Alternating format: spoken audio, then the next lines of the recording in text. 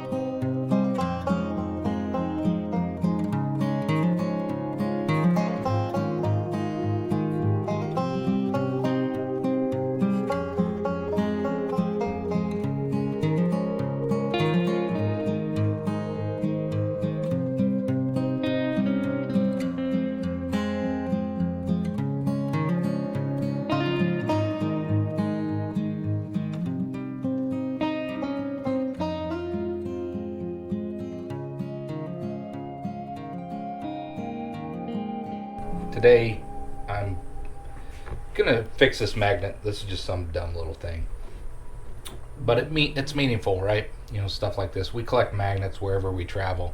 I didn't actually get this when my wife went to the Bahamas with a group of friends, and her little turtle has fallen off the fridge multiple times and suffered. Unfortunately, I don't have the leg. I thought I did. One of the legs is broken off. Actually, this one broke off. Anyway, there's what it looks like. But this leg is already broke off and we glued it. The head's busted off. I'll glue that back on today. And I'm missing one of the legs. I'll keep looking for it. But what I'm going to do is glue this back on today and get that solid. I'm going to add a few more of these magnets that I have on there. These are those little neodymium magnets that I have. I'm going to put, I don't know, 2 or 3 on there. And just to get it to stick to that refrigerator. First thing though, I want to put this head back on. So we're just going to use super glue. Easy peasy. There we go.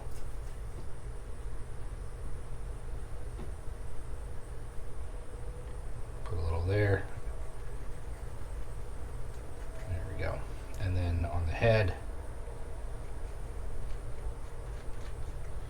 That ought to stick. So that'll take care of that head. We won't lose that piece. I do need to try to find the other leg. I'm kind of disappointed I don't have that right now. But while that's curing up, I want to go ahead and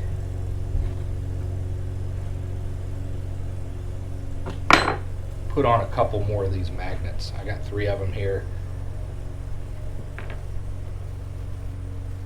Get them separated. Anyway, they're pretty strong little magnets. They're going to be great for things that you want to put on the refrigerator. But what I'll do is put one right at here at the chest.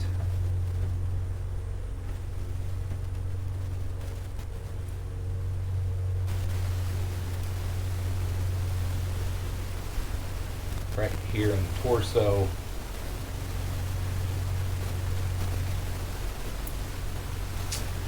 And I didn't want that to happen because I don't want to get the super glue on my fingers. I'm going to get a glove.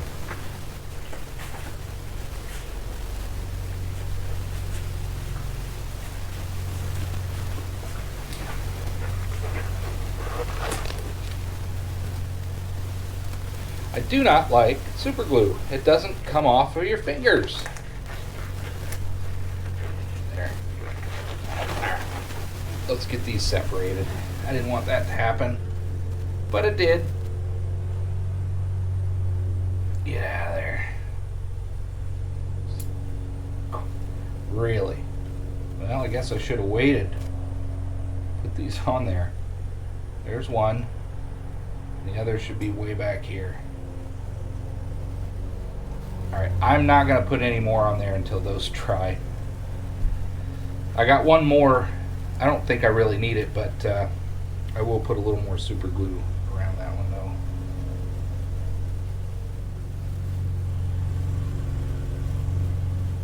Get on there. Don't. I guess that's a magnet too. It's alright.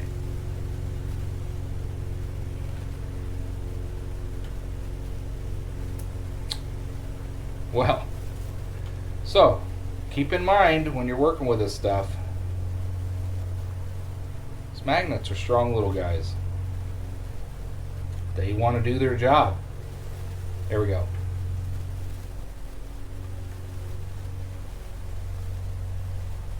Don't touch them. I said.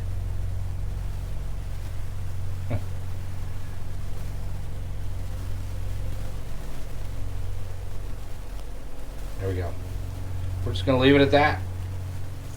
Let's not touch anything else. Boy, those guys just want to go scooting. And that's going to be fine. In the meantime, I'm going to try to find that leg. Maybe we can fully restore this thing, but I really don't think I'm going to find it. It's a long shot there.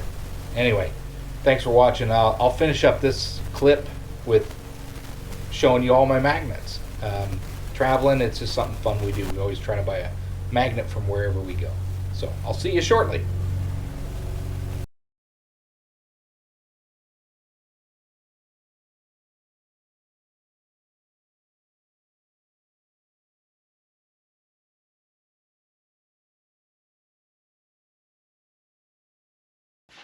Welcome back, everybody. What do you see here today? Today, I've got this mower upgrade, but the seat's seen better days. It's just a John Deere lawn tractor, but what I wanted to do is just try a seat cover on this thing. Some of them are kind of hard to find the right measurements. The new seats are 80 to 100, 150 bucks. I don't want to buy a new seat for this thing, so we're going to put a seat cover on this and see if it works. Let me grab it. Here's the seat cover. Came off the usual places. Let's get it open. And if we need to send it back, we will. Hopefully, it will work. Got some fancy pockets on the back. I think it was 15, 16 bucks. I bought online. Anyway, it's got a couple zippers for who knows what on the back. Here's the front.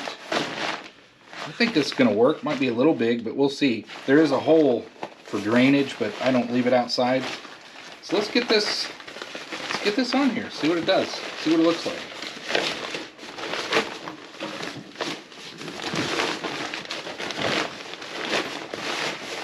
Slide that on. Doesn't seem very difficult to install. Well, looky there. Just like that, we got a new seat cover. That's better than the duct tape rubbing on me. I didn't want the duct tape because it was going to get sticky and stick to my back or my clothes. Yeah, it just slides around. I'll bring you in a little closer, but there ain't much to it. There we go. 16 bucks. Seat cover on Amazon. If anybody's curious, there you go. Pretty cheap. Seems to fit just fine.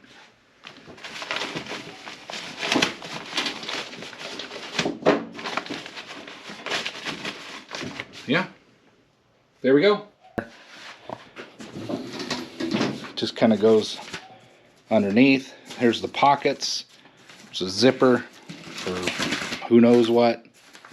Really not much to it, but hey, that's better than the duct tape that I was seeing. So if anybody's curious, like I said, it's Amazon. Just search it for seat covers. You'll see some yellow ones. This one was 16 bucks. Thanks for watching.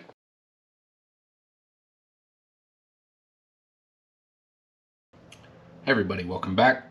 This is a clip for probably a mess in the shop, just showing you a couple things I ordered and what I plan to do with this 4-inch vise. I had this thing on my drill press, but to be honest, it's a little bit too big for that drill press. I think a 3-inch would have been a little better. Maybe I'll get a crappy Harbor Freight 3-inch one someday just to put on that. It is nice to hold small work pieces, but to be honest, I'd rather have one that I can mount up and freehand rather than mounting it to the plate on the drill press. However, hopefully that really won't be used much anymore, the drill press, other than for wood maybe. I'm getting a mill. So with a mill, there's going to be a whole lot of purchases that I know I'm going to have to make. A vise is going to be one that I want to get someday. But those are expensive, like everything else. Everything adds up. So I think I'm just going to use this for now, since I have it. It's certainly not precision or anything, you know, this thing wobbles around, but it'll get me started, being able to mount things up and work with different pieces, along with the other clamp systems and things like that that I'm going to have to obtain. But just thought I'd share that with you. This is just a 4-inch vise from Menard's Master Craft, I think. Master Force. There's not a whole lot to it. But it'll get me started. It should mount up there. I should be able to mount something. I may even take if I get a fly cutter or a face mill, I might even smooth this part out too. I don't know. We'll see. You know, there's all kinds of things that I'm going to be able to do with that mill. I'm pretty excited about getting it. Anyway, let's get this out of the way. The other thing is, I purchased a couple Morse Taper 2 shanks. Let's get these open. And I'll explain why. And here's another.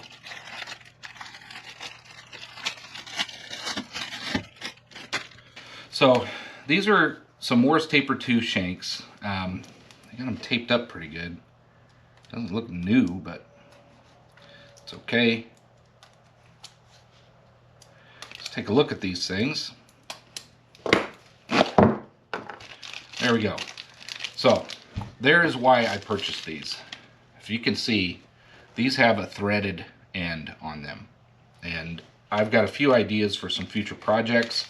And I bought a couple of these with different threaded ends. This one's 3/8, I believe. Yeah, 3/8, Morse Taper 2. And then this one should be 1/2 inch. Yeah, so this is a 1/2 inch. Let's take that one out of there.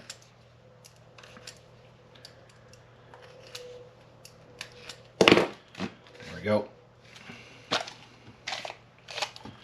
And there, you can see that's a larger threaded end. But let me show you why I got these. I don't think I'll be able to get that back in there. I don't know how they got it in there to begin with. Oh well.